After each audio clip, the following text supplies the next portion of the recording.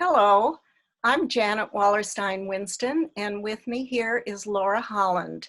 We're here to tell you about our exhibit Vision at Gallery A3, which has been rescheduled to accommodate the fact that the gallery closed due to COVID-19. So we're using some new technology, Zoom, and we wish we could just be with you in person at the reception, but we're going to try it this way. So Laura is going to explain and introduce our exhibit. Laura? All right. Well, Janet works in paintings and prints. I work in one-of-a-kind artist books, mainly using photography and collage. So you can see that we don't do the same thing, and we don't actually do the same subject matter. But as we met and talked, some similarities emerged around the shared theme of vision.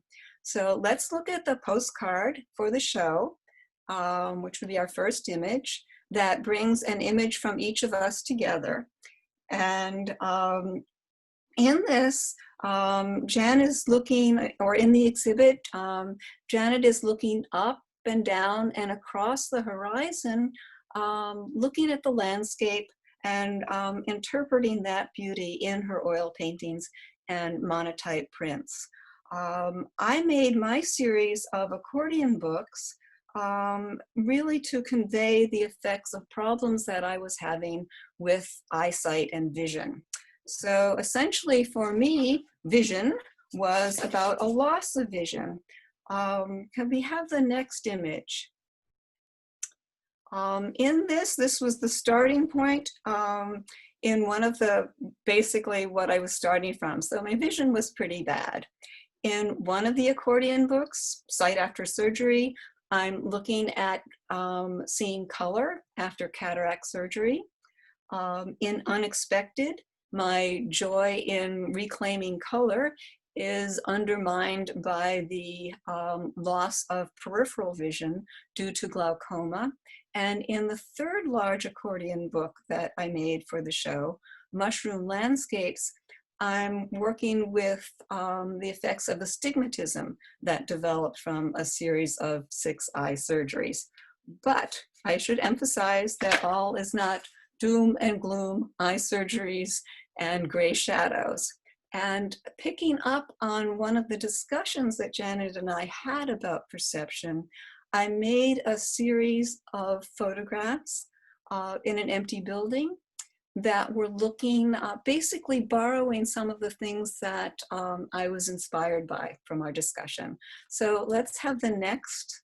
In this one, you are looking up at the ceiling, looking up, and then in the next one, looking down at light and shadow in a very highly polished floor. And then in the next one in this series, looking across, but again, light and shadow and that interplay of light and shadow and color is what I was working with. Really intrigued by the way Janet was working with light and color in the landscape. But now, Janet, you should probably talk about your work yourself rather than having me going at it sideways that way. Thank you. So this is a large oil painting. It's called Cenote 1, and cenotes are something found in the Yucatan landscape where we went for a visit not too long ago. The ground in the Yucatan is mostly limestone, and so the waters that are running underneath the ground have carved out water holes in these sinkholes in the ground, and they are filled with absolutely pure crystal clear blue and turquoise kinds of water. And some of them are above ground, some are below. This one was above ground, so there are some leaves that have fallen into it. And let's go to the next one. And this is a monoprint in a slightly different technique. It was a watercolor monoprint. And I, again, did a painting on UPO paper. It's a kind of synthetic paper that you can work on. Um, did the painting and then put, once it was dry, I put a dampened sheet of printmaking paper on it and ran it through the press and got the image that I had on the paper. I wanted to add some more, so I did another run through in the press with some added inks. Okay, and next. So this is showing the ruins, the Mayan ruins, which I found so fascinating, and particularly hearing about their civilization, which relied a lot on cosmology, looking up at the stars to see the position of them and the constellations to indicate to them when was the time to plant certain crops, when were particular ceremonies performed. So here I am looking up and straight ahead, as well as the foreground down below. Next one. And this is what I call a ghost print, in that the purple of the sky is the same as the tan on the ground, which was the second time I pulled the monoprint through with a second piece of paper. So it was softer, but we still have the vista of the sky, the sort of geometric pyramid shape of some of the ruins, and the ground coming closer to me. Next one. And this is another monoprint of the ruins, but it's a close-up, and I use blocks of color to sort of indicate the stones and the blocks that they build the temples with. They are inscribed with different kinds of markings on the stones, which I've done here on the monoprint. Okay, thank you, and on to you, Laura. Oh, okay. Well, picking up on that idea of the building blocks of an image, I should probably say something about how I structure images using the accordion book format. So for accordion books, they are like the musical instruments that play polkas. Here, I lift up my arms. They squeeze together, they come apart in a series of the vertical panels. And what I do when I'm making the small scale accordion books is I start with a single large photographic image. I fold it, I cut it, and reconfigure it into a series of 8 panels. And that's what you see here. This started its life as one piece of a diptych that I showed in our show in January at Gallery A3, devoted to color. It was meant to go side by side with another piece. They ended up being shown one on top of the other, which gave me a different take on them. And I looked at them and kind of squinted and wondered, well, what will happen if I do something even more different with them? So that's when I decided to fold and cut them up and see what happened. And this is what happened with this one. And let's take a look at the next one. This was the other piece, the other side of the diptych, that then became cut, cut, fold, fold, became the second part, another accordion book. Now, in the next set of accordion books, here we're going back to problems with vision. These swooping lines and overlaid letters are what appeared when I was frantically trying to clean a very dirty whiteboard between classes. But the image was just incredible because it just perfectly reproduced what happens to my eyes if I am not careful to put in this exact sequence of 7 eye drops exactly in the right order, exactly at the right time each day. So there is this one, and then the next one as well. And I think that while I liked the swooping lines, what I was really trying to do was kind of contain the illegibility that I was so frustrated with. And sort of, I couldn't control it, but at least by putting it into the accordion book format, I could kind of contain this inability to read, this inability to decipher the letters that I was sometimes experiencing with vision. But that is basically what I was trying to do, is get them sort of into containment. Janet, on to you. So this is, my subject matter is usually inspired from different wonderful places that I've been to visit, and how the landscape has inspired me. So these next three are monoprints of the Southwest, New Mexico in particular, and narrowing in on the Tent Rocks National Monument, and its indigenous name is Kasha Katwe. So this was a group of rocks that had sort of conical tops to them, washed away over time. And they were close together, so there were these thin little paths and crevices that we could walk through. And in between certain areas, you could see beyond to the landscape around it. So this one is called Narrow Pass. No, it isn't. It's called Canyon Shadows. The next one is called Red Cliffs, again with the towering walls of the stone and open pathways. And this last one is Narrow Pass. And it is, again, showing all of those kinds of images of the area. The next image is the surrounding area of New Mexico. It was relatively flat, mountains in the distance, but driving up to Tent Rocks National Monument, it was kind of flat, and then all of a sudden these canyon walls just jump up into the sky. Okay, next. Laura? Okay, well, in this, it's a different kind of, it's a horizontal landscape, but of an accordion book.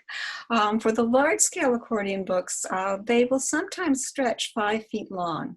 And in these, rather than cutting and folding from a single image, what I'm doing is putting together a sequence of images and trying to tell a story. I feel that the way that the images string together is really ideal for that narrative approach. And the story that I'm trying to tell in this piece, which is called Sight After Surgery, is basically reclaiming color vision after successful cataract removal. So it starts with the flat, overlapping, gray shadows, no color, no depth, gradual depth perception, tinge of color, jumble of light and shadow, and then ends with full color in bright sunlight. In the next image, I'm showing you the last three. This is the sort of the triumphant color, starting with that jumble of light and color, and then going through that what was really for me a very joyful rediscovery of color. And then in the next image, this one was going back to the middle, but it's an image that was really, it's one of the pivotal ones in the middle, and was one that was really dear and important to me, in that there's where there was first that tinge of color, that little bit of red on one side, and on the other side, that alternating light and dark was really at first confidence in seeing, wow, light and dark are coming back. They're here. So that's what was happening with that large-scale accordion book. And Janet? So now my subject matter has come back home, and these are more local scenes. This one actually is from our backyard garden at the end of the summer, called Nearly Spent, and these onions are sort of looping over and just barely holding their heads up. Um, and that sort of lyrical gestural line of the onion stems, I've tried to replicate in the kind of brushstrokes of the ground below and even a little in the background. So it's a large oil, and we're going to move on to prints, monoprints of the Connecticut River. And here I needed to show the movement in the river in a different way, not using a brush with easy curved kinds of lines. So I used some different tools to kind of indicate movement. This print is, oh, I always forget which is which. This one is tide flows, and the next one is tide ebbs. Also similar scene with the indication of water movement. And that's for my close-up, local, I should say, local scenes. So Laura? Okay, can we go to the slide that, or the image that is before this one? Yes, there we are. This one, unexpectedly out of order, is actually from an accordion book called Unexpected. And in this, I was dealing with basically the effects of or coming to terms with the loss of peripheral vision due to glaucoma. But I was at the same time really excited about color. So with the loss of peripheral vision, things that are, I don't really see things that are on the side, but all of a sudden they're like right in my face, right in front of me. So I was trying to get that effect of things, you know, pressing in. And at the same time, there was also, with the surgeries, a degree of astigmatism, of things not really fitting together. So that sense of things pressing close and also not quite fitting and flowing were one of the themes I was working with in this series. It's the whole sequence is organized by the color, the bright orange and blue, and my printer really objected to this bright saturated color, and at one point just started spitting that orange all over the blue. I said, okay, you can have a break on that one. And after a day of resting, it was able to print again. But it's a very highly saturated color. The images really push to the edge of the page. And let's move on to the next one. Also that same orange and blue, and things that are sort of not quite fitting together with that, trying to convey that sense of, that uneasy sense of an astigmatism in vision was what I was working with. It was really hard for me to acknowledge that my vision was not going to go back to how it had been before all of these problems happened. And that was one of the things I was working with on this piece. The other thing that was challenging on it was just the technical aspect, is that it was very challenging to do the exact pasting and gluing and the alignment that bookmaking does require. And there are some corners on this book that are not exactly what my book binding teacher would approve of, but maybe we just won't tell her and she won't notice. But this one was hard. This one was a hard one to do, both in the subject matter and in the technical challenges it brought me. So, Janet, I want to hand it back to you now. Mm-hmm. All right, this is a large oil painting. It's called Cenote 2, so it's another view of a cenote that's up above ground, so I could look at it standing near it. And I had a lot of difficulties. It's a question that artists, that viewers often ask artists, and that is, what is the hardest part about your making your art? In this particular painting, there were the usual, which is how am I going to finish it? Is it up to my standards of whether I feel it's finished or not? But on top of that, I tried a different medium. This is oil water soluble paints, and it just did not work, did not manipulate the way oil painting had always felt to me. So I had a really difficult time manipulating the paint around. So two things were hard. One was trying to move the paint, and two, trying to decide what to do with it and how I would finish it. And it went through many changes. Okay, and to you, Laura. Okay, well, let's go on to the first of the mushrooms. I was really interested in what you were saying about the medium being a challenge and sort of continuing to work at it.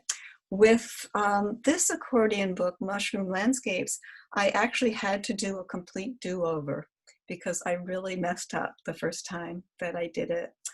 I wanted to work with the idea of the landscape, and rather than a grand landscape, I was working with a micro landscape of these really muscular organic forms of mushrooms and fungi that were blooming and blossoming in the woods throughout our very damp fall. But I got carried away and overly intrigued by the idea of a pop-out. So I made a version of this in which the mushroom forms popped out from the accordion book format, and it absolutely did not work. It was a big disappointment to me. I've been very eager to try, oh, pop out, that'll be great. It was not great, but having the mushroom forms as pop out really trivialize them and sort of turn them into mushrooms rather than this panorama flow of the landscape. So let's see the next slide as well. And I think the two of them together, and then it continues on for 8 panels, that shows how one mushroom would kind of flow into the other. So I basically, even though I had been so set on this pop-up thing, had to say, hey, it does not work, and redid it as basically a mushroom panorama that I think was much more effective. In the do-over, in Mushrooms Take 2, I had a central panel that would swing to the left and swing to the right, and that would change the lineup of the imagery, and I felt that was a very effective way of getting at some of the effects of the astigmatism. The other thing about this piece that I did really enjoy was the papers, or the paper that I ended up using for the outside cover. It was a very translucent paper that seemed very delicate and had a lot of vegetable matter suspended in it. It almost looked like if you breathed on it wrong, it would melt away. But it was tougher than it looked. And I found by using 2 layers, I could get a really nice woodsy effect that made a very good cover, outside cover for the accordion book. And then I also brought it inside to have it be essentially the end papers or the inside covers of the front and the back to pull the outside of the book into the whole lineup of the mushroom panorama. So playing with that paper, the translucent paper with bits of leaf and bark in it, was something that I really did enjoy in this piece, and ended up being very happy that I'd had to do the makeover rather than having it be this tragedy over the pop-up elements not working. It turned into something that gave me a chance to use a paper I was really enjoying. So that one turned out a bit of a surprise, but okay. Next. And that's it. Okay. I'm done with mushrooms. So I just want to thank you all for joining us on this new adventure. And I want to thank Mary Ann Connolly for arranging the images for us. And Amherst Media and Amherst Arts Night Plus for giving us this opportunity. So I hope we'll have a chance to see you when we do put the exhibit up in Gallery A3, and we can talk to you in person then. Thanks.